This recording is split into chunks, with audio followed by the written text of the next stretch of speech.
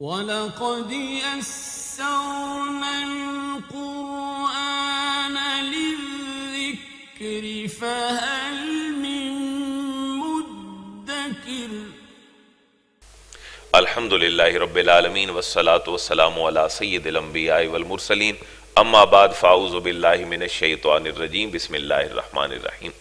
قابل صد احترام، ہمارے آج کے سبق میں سورہ نحل 14ویں پارے میں 61 نمبر آیت مبارکہ جو ہے وہ شامل ہے۔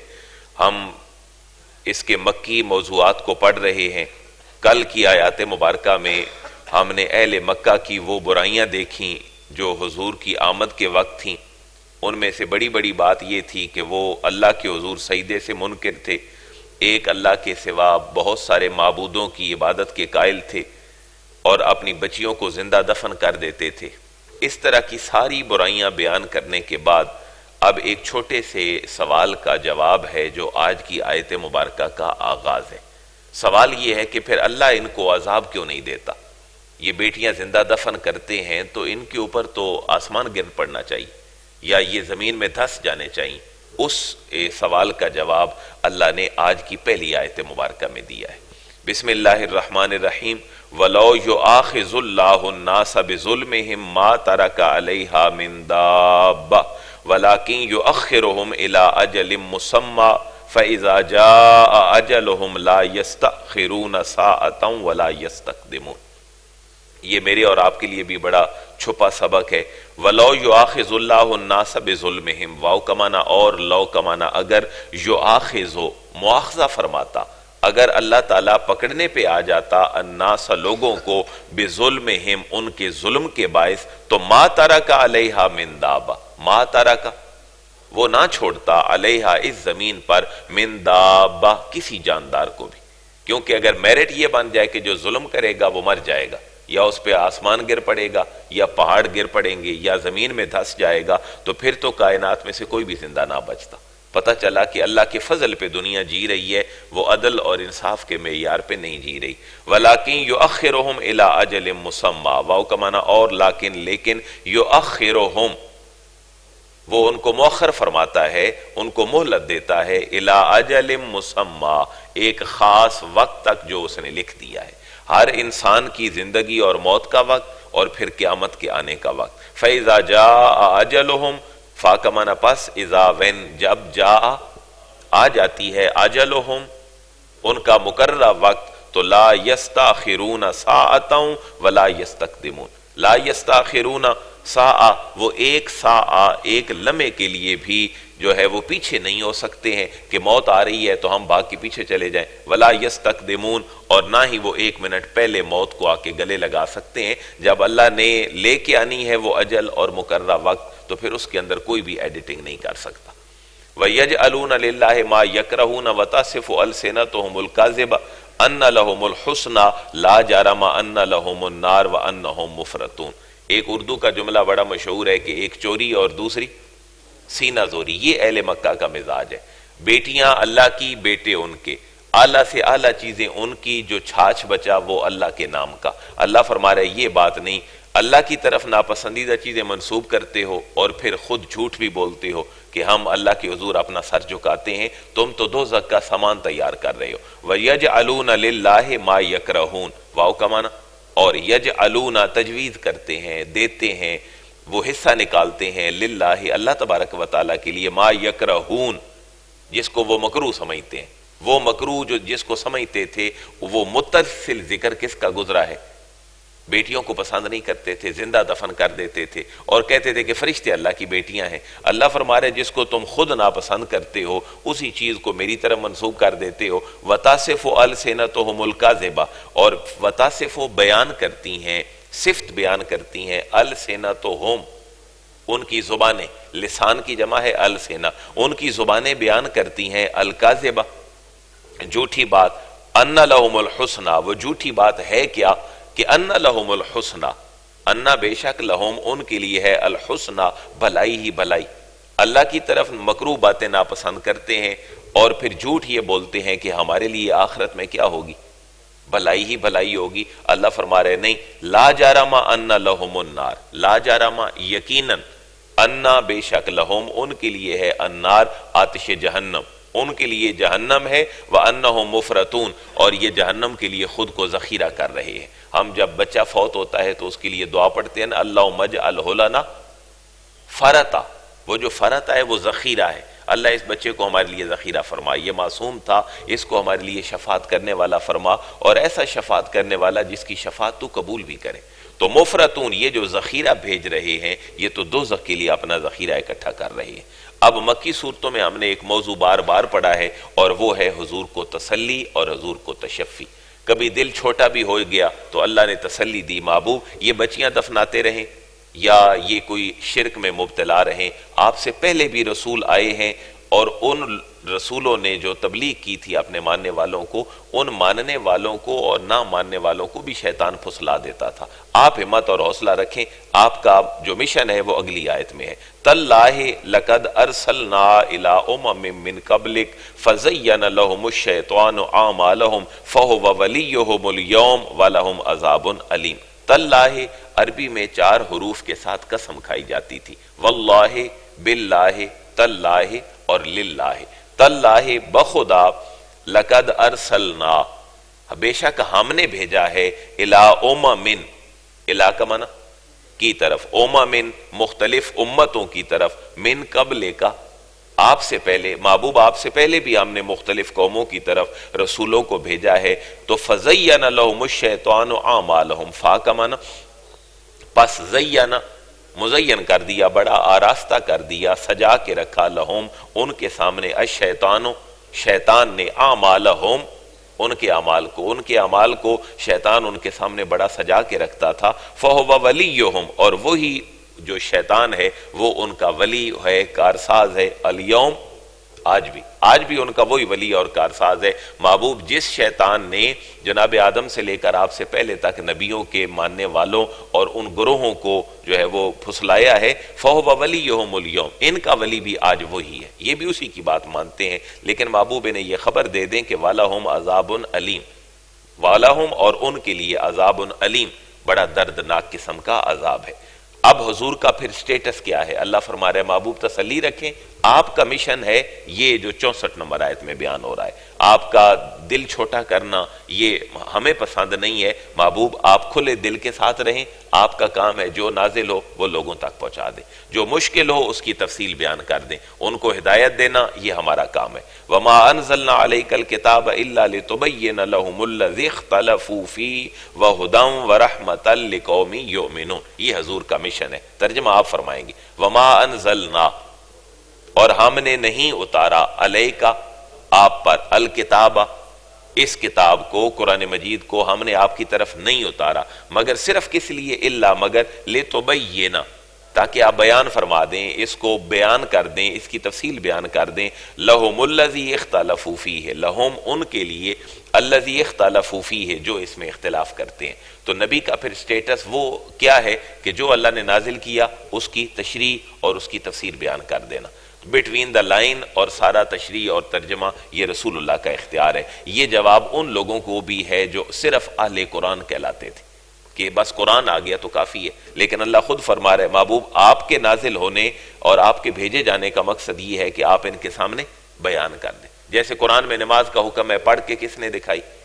نبی پاک صلی اللہ علیہ وسلم نے۔ قرآن میں زکوٰۃ کا حکم ہے، دے کے رسول اللہ نے دکھائی، اور حج کا حکم ہے، طریقے رسول اللہ نے بیان فرمائے۔ اس لیے تھیوری اللہ کی ہے اور پریکٹیکل رسول اللہ کا ہے۔ اور یہ پچھلی ایک آیت بھی گزری ہے، بڑی کمال آیت مبارکہ، جو سورسز آف شریعہ ہیں وہ ہمارے پاس بنیادی طور پر 4 ہیں، جو اہل سنت کے روایتی سیکٹ ہمارا 14 صدیوں سے چلتا آ رہا ہے۔ نمبر 1 قرآن، نمبر 2 حدیث مبارکہ، نمبر 3 اجماع، کنسنسس آف امہ، جس پہ امت کے لوگوں کا اجماع ہو جائے، اور اس کے بعد ہے انالوجی اور قیاس، کو نیا مسئلہ پیش آئے اس کو قرآن و سنت کی کوئی نہ کوئی لنک لے کر اس کے مطابق اس کو ڈیل کر دیا جائے۔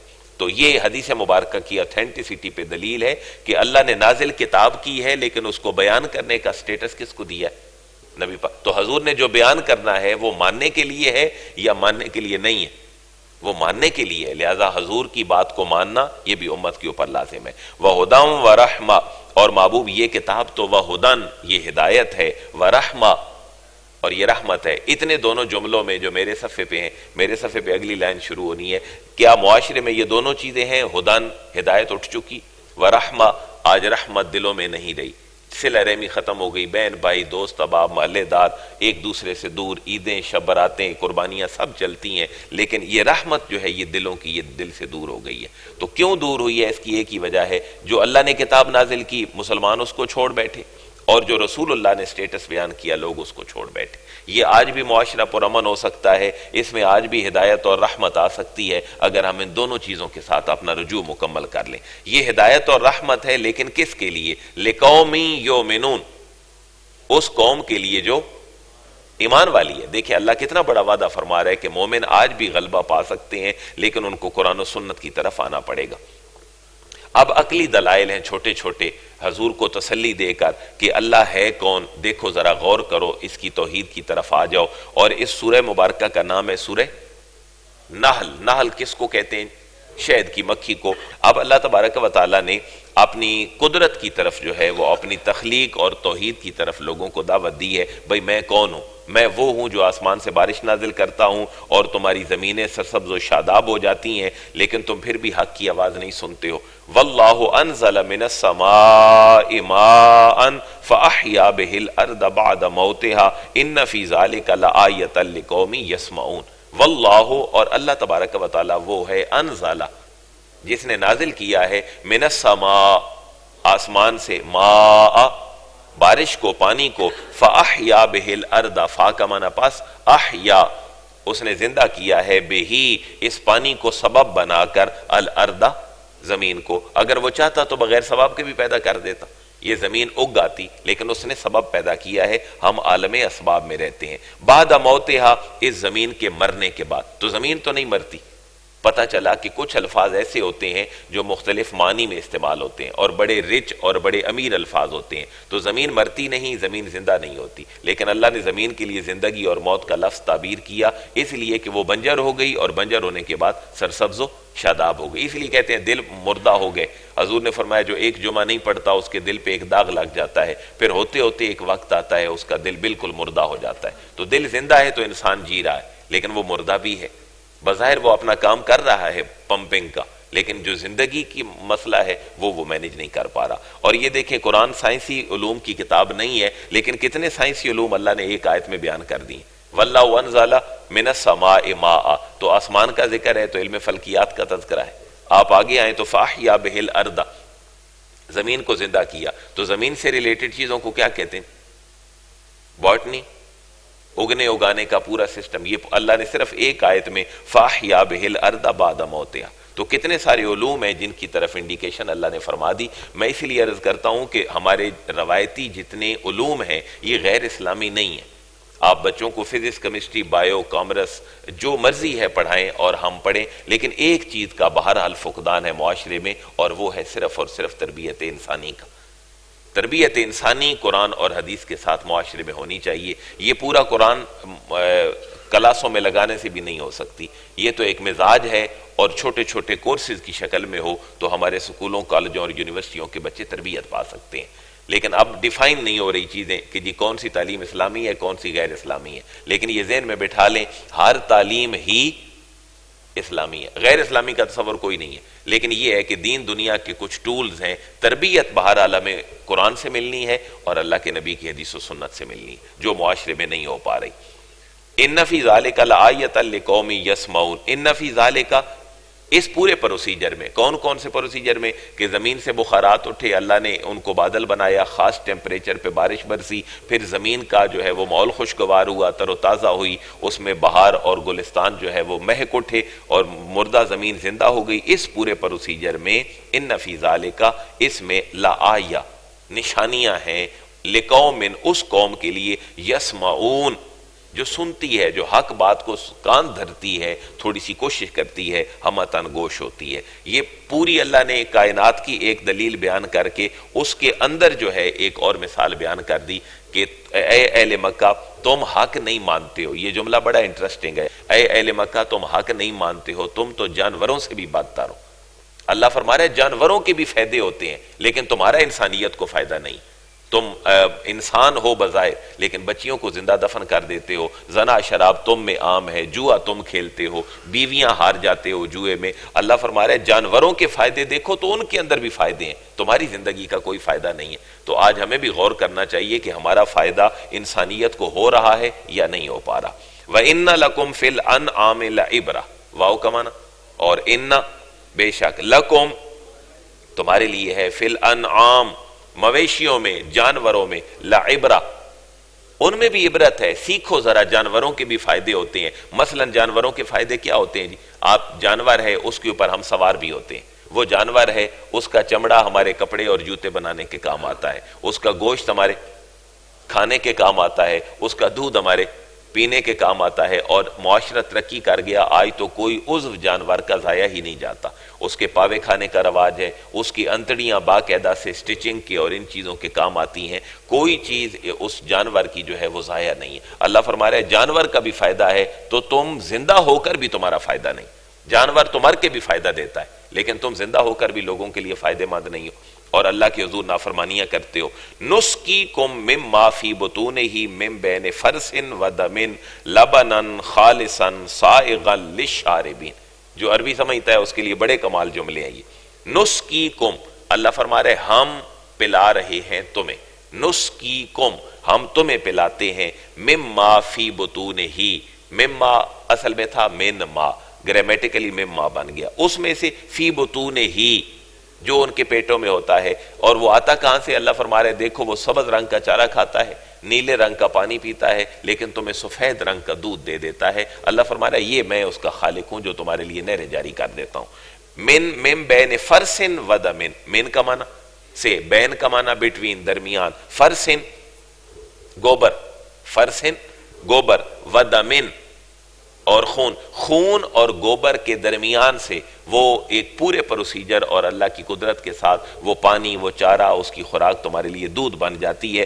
اور لبنن خالصن، وہ لبنن، وہ لبن ہے، دودھ ہے، اور خالصن خالص ہے، صرف خالص ہی نہیں ہے بلکہ سائغن، وہ خوش ذائقہ بھی ہے۔ تم جب پیتے ہو تو تمہاری زبان میں مزے کی کیفیت بھی آتی ہے، اور للشاربین پینے والوں کے لیے اس میں ذائقہ بھی ہے، وہ خالص بھی ہے، وہ دودھ بھی ہے۔ یہ تمہیں کون دیتا ہے؟ گوبر اور خون کے درمیان سے نکال کر اللہ فرما رہا ہے یہ میں دیتا ہوں۔ تو دو باتیں سمجھنے والی ہیں اس آیت میں کہ اللہ تعالیٰ کی بڑی کاریگری پوری کائنات کی تخلیق کے پیچھے چھپی ہے، اور دوسری بات اللہ مثال دینا چاہتے ہیں، اے اہل مکہ تم میری بارگاہ میں نہیں جھکتے ہو، میرے نبی کی غلامی میں نہیں آتے ہو، تو تم تو جانوروں سے بھی بدتر ہو۔ جانور بھی تمہارے، دیکھیں جی گوبر بھی جانور کا کام نہیں آتا۔ پنڈوں دیہاتوں میں، آج شہروں میں تو یہ تصور ختم ہو گیا، وہ جو تھاپیاں ہیں ان کے گوبر کی وہ دیواروں کے ساتھ لگا کے خشک کر کے اس کے اوپر وہ کھانے پکانے کا کام کرتے ہیں۔ اور قربانی کا جانور جب ہم نے دیکھا بچپن میں بڑوں کو ذبح کرتے ہوئے تو وہ جانور کو کسی درخت اور بوٹے کی اوٹ میں ذبح کرتے تھے تاکہ اس سے درخت بہتر اگتا تھا۔ تو یہ ساری کیفیتیں تھیں کہ جو اللہ تبارک و تعالیٰ نے ان کے اندر رکھی ہیں، اور دودھ ہے اور خالص بھی ہے، لیکن اس کے اندر ملاوٹ پھر ہمارے دودھ دونے والے کر دیتے ہیں۔ وَمِن ثَمَرَاتِ النَّخِيلِ وَالْأَعْنَابِ تَتَّخِذُونَ مِنْهُ سَكَرًا وَرِزْقًا حَسَنًا ان فی ذالک لآیۃ لقوم یعقلون۔ پہلے اوورآل ایک نا انوائرمنٹ اللہ نے بیان کیا، واللہ انزل من السماء ماء، پھر جانوروں کی طرف توجہ دلائی گئی۔ اب جو ہے وہ ان کے کھانے پینے کے باقی جو لوازمات ہیں، ایک تو ہے میٹ کے ساتھ وہ اپنی انرجی حاصل کرتے ہیں، ایک ہے کہ وہ اپنی سبزیوں، ویجیٹیبل اور ان چیزوں کی طرف آتے ہیں۔ اللہ اب ان چیزوں کو بیان فرما رہے ہیں۔ وَمِن ثَمَرَاتِ النَّخِيلِ، اور ہم تمہیں دیتے ہیں کھانے کے لیے اور تمہارے اوپر اپنا فضل کرتے ہیں۔ واو کا معنی اور، من کا معنی سے، ثمرات النخیل جو کھجور کے درخت ہیں ان سے، والعناب اور انگوروں سے، تتخذون منہ سکرا، تتخذون تم بناتے ہو، منہ اس سے، کس سے؟ کھجور سے اور انگور سے، سکرا میٹھا رس، جس سے پھر تم نشہ بھی حاصل کرتے ہو، انگور کو خاص تپش پہ لا کے۔ دیکھیں ان کے مائنڈ سیٹ کے مطابق اللہ نے بات کی ہے، حالانکہ یہی چیزیں ہماری اور طریقے سے بھی صحت کا سبب ہے۔ ان سے آکسیجن ہمیں ملتی ہے، انہی درختوں سے اور ان چیزوں سے، لیکن اللہ نے وٹامن کی بات نہیں کی، اللہ نے آکسیجن کی بات نہیں کی، اللہ نے ان کے اس مائنڈ سیٹ کی بات کی ہے جس کو وہ اپنی حیات سمجھتے تھے۔ اور وہ حیات کیا تھی کہ شراب میں مست ہیں۔ اللہ فرما رہا ہے یہ جو شراب کی مستی تمہیں ملتی ہے یہ بھی تو میری پیدا کی ہوئی کائنات کے پھلوں اور رسوں سے تم لیتے ہو۔ پھر بھی میری باتیں نہیں کرتے ہو. تتخذون تم بناتے ہو منہ اس سے ساکرا میٹھا رس ورزقا حسنا اور اعلیٰ قسم کا رزق تم ان سے بناتے ہو, تم کھاتے ہو صبح و شام اس کو. لیکن اللہ فرما رہے بات پھر اتنی ہے کہ یہ نشانی تو ملنی تھی کسی سمجھدار کو, یہ تو کسی کو ہدایت ملنی تھی جو عقل استعمال کرتا. تمہیں عقل ہونے کے باوجود تم نے استعمال نہیں کی ہے. ان فی ذالک, ان کا معنی بے شک, فی ذالک اس پورے پروسیجر میں لا آیا نشانی ہے, لام تاکید کے لیے ہے. لا آیا اس کو اگر لمبا کر کے پڑھیں گے تو یہ اس کا معنی 100% تبدیل ہو جائے گا. لا آیا یہ غلط بن جائے گا, کوئی نشانی نہیں ہے. یہ ہے لا آیا, اس کے اندر البتہ ضرور نشانی ہے. لقوم اس قوم کے لیے یعقلون جو عقل رکھتی ہے. تو چھوٹی چھوٹی اللہ کی نعمتیں جو ہیں اللہ ان کو ریئلائز فرما رہا ہے. یہ 67 نمبر آیت مبارکہ ہے. ہمارا پرسوں اگلے دن والا جو سیشن ہے وہ انشاءاللہ 68 نمبر آیت مبارکہ سے ہوگا, اور اس میں اس صورت کی وجہ تسمیہ ہوگی کہ اللہ نے شہد کی مکھی کی کاریگری کو اس سورہ مبارکہ کے اندر بیان فرمایا. اللہ تبارک و تعالی ہمیں قرآن کے مزاج کو فالو کرنے کی توفیق نصیب فرمائے, ہمیں قرآن سے ہدایت لینے کی توفیق نصیب فرمائے.